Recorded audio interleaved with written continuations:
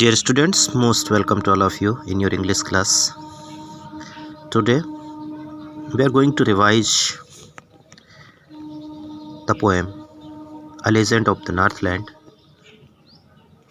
which has been composed by Phoebe Cary in the form of a ballad. We have discussed about it that a ballad is a song narrating a story in short stanzas. Ballads are a part of folk culture or popular culture and are passed on orally from one generation to the next. A Legend of the Northland is also a ballad. You may compare the ballad in our Indian folk songs, Biraha. As a Biraha is sung by a people among a group of people where there is a huge gathering, and it based on some traditional cultures or religious anecdotes. Now let's recite the ballad and try to get the lesson, the inspiration, the message what the poet has wished to show, to give us. This poem narrates the legend of an old lady who angered St. Peter because of her greed. Now let's recite the poem. Away, away in the northland, where the hours of the day are few, and the nights are so long in winter that they cannot sleep them through. Where they harness the swift reindeer to the sledges when it snows, and the children look like bears' cubs in their funny furry clothes.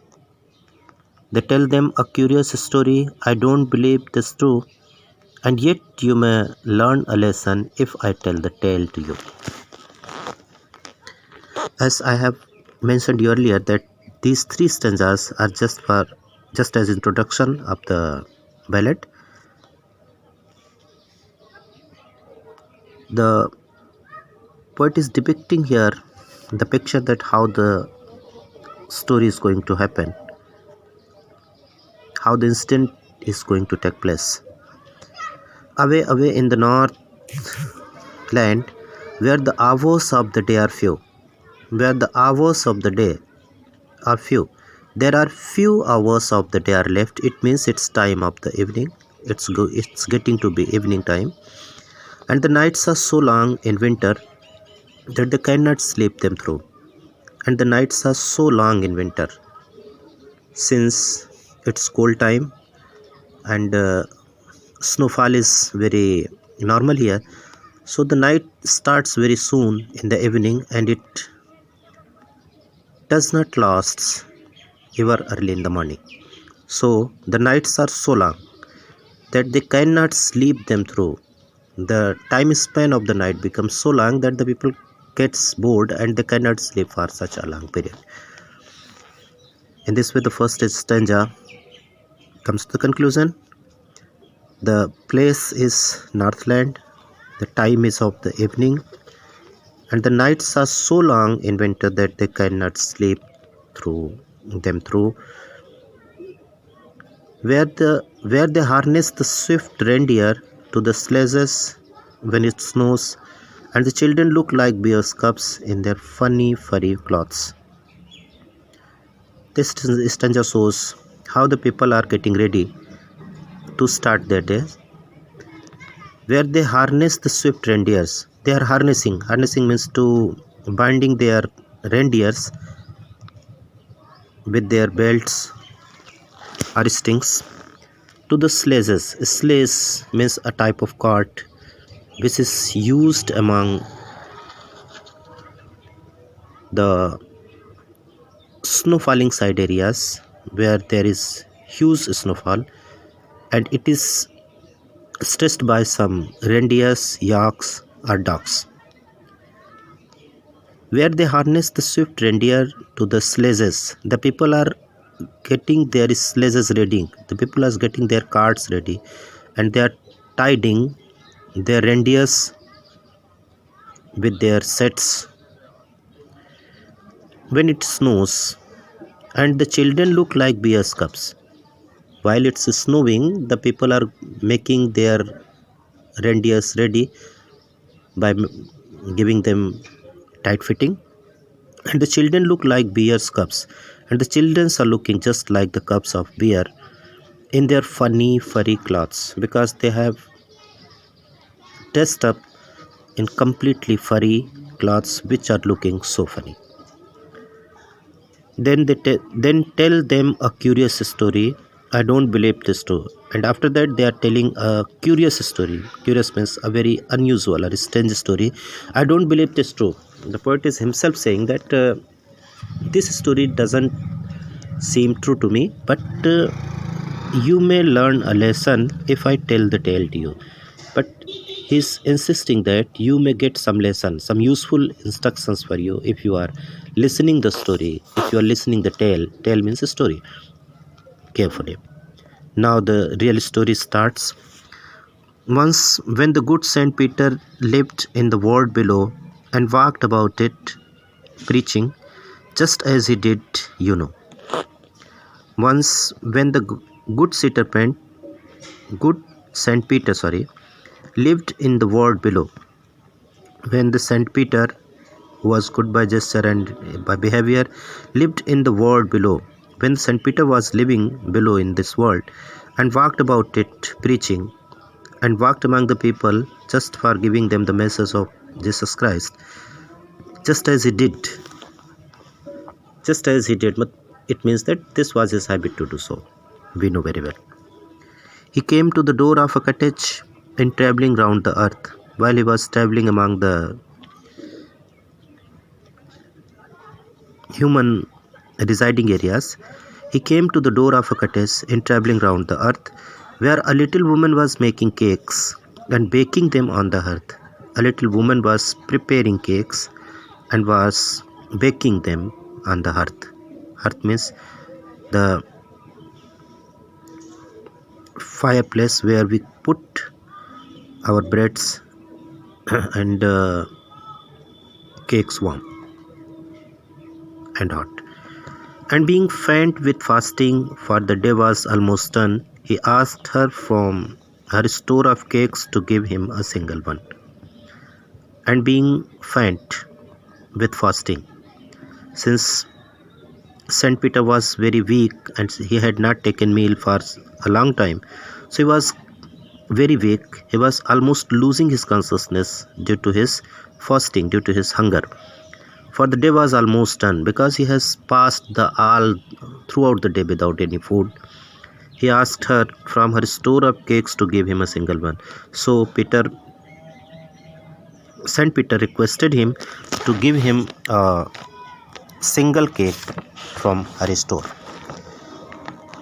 She made a very little cake, but as it baking lay, she looked at it and thought it seemed too large to give away. The woman was very greedy. Hearing the plea of the Saint Peter, who was hungry for throughout the long day, she made a very little cake, but as it baking lay, but when she baked it, she looked at it and thought it seemed too large to give away. When she was began to ready to give the cake to Saint Peter, the greedy woman thought that it was so big that it cannot be given him in free. Therefore, she needed another. So she needed to press and squeeze a mixture of flour and water. You may say that dough. Therefore, she doughed another cake. She took a part of the dough and start to prepare another, and still a smaller one. This time she took smaller than the previous one, but it looked, when she turned it over, as large as the first had done. But when she get this cake also prepared, she was again driven by her greed, and she also decided that this is also as big as the previous one, so I am not going to give this cake also to this man. Then she took a teeny scrap of duff. This time she again put this cake into her basket and took a very teeny scrap of duff and rolled it flat and began to roll it flat and baked it thin as a wafer and baked it thin as a wafer and baked this time this teeny scrap of duff, since she had taken very little, and she baked it as thin as a wafer. Wafer means a very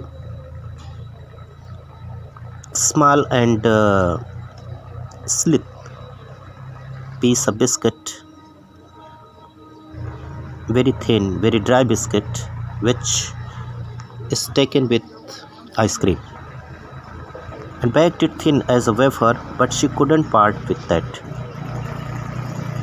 She baked it, she just rolled it, but she was also not prepared to give this very teeny cake also.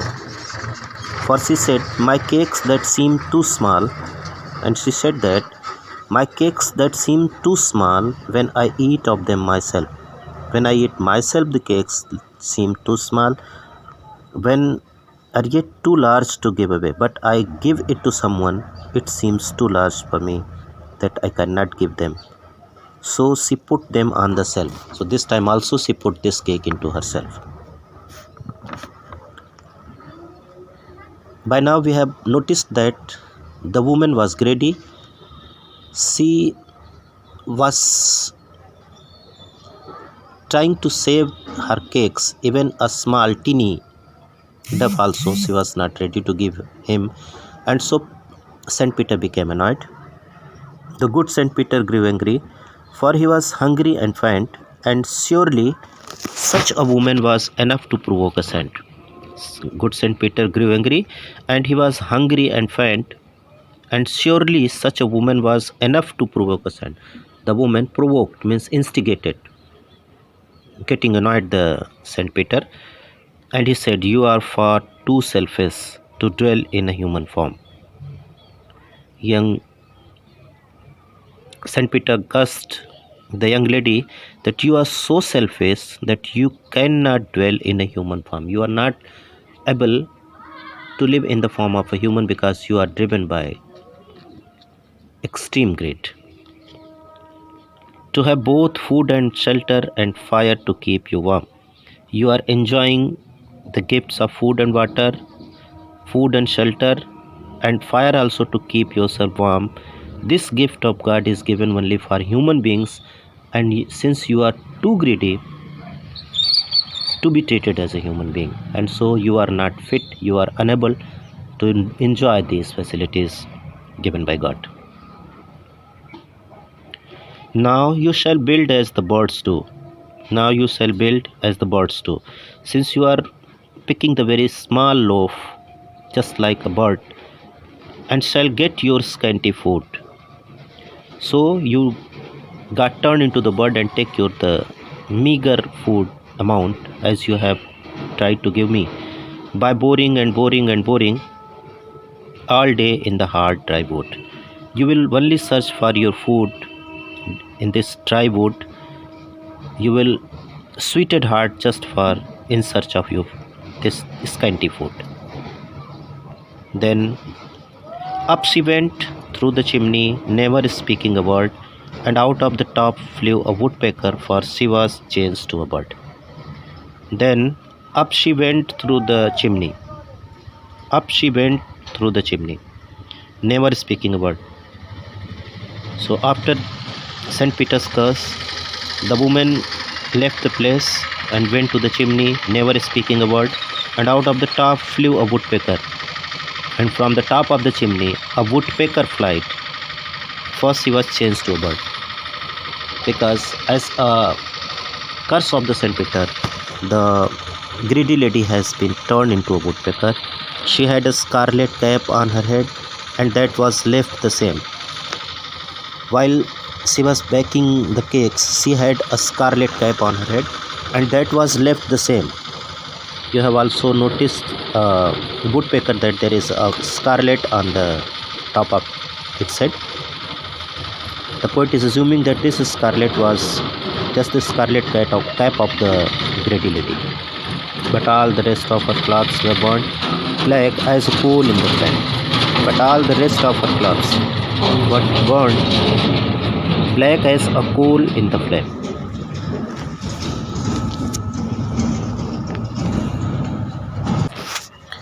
And every country schoolboy has seen her in the wood where she lives in the trees till this very day, boring and boring for food. And every country schoolboy has seen her in the wood. Now the poet is saying that in the rural areas, every country schoolboy, the boys who are going to school in villages, has seen her in the wood. They have watched the woodpecker in the wood where she lives in the trees till this very day. She is dwelling there, she is living there till this very day, boring and boring for food, just in search of food, dry and meager. In this way, the whole of the story packs up, winds up, and I think the poet has tried his best to give a message that we should keep ourselves away from greed. If someone is demanding some help and we can help them easily, we should not make any false refuse, false statement to give them that yes, I am not ready to give it.